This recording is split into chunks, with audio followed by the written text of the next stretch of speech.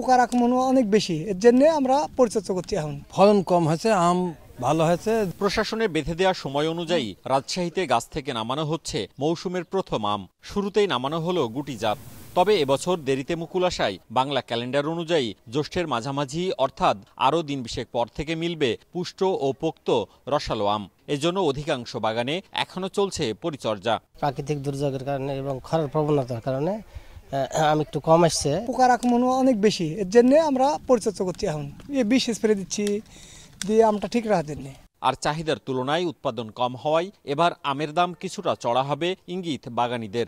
ফলন কম হয়েছে, আম ভালো হয়েছে, যে কটা ধরেছে ওই কটা ভালো হয়েছে, দামও বেশি পাওয়া যাবে। আম ভালো দামে বিক্রি হবে, আম খুব সীমিত কম। কৃষি বিভাগের তথ্য মতে এবছর জেলায় 19,602 হেক্টর জমিতে 2,60,315 মেট্রিক টন আম উৎপাদনের লক্ষ্যমাত্রা ধরা হয়েছে।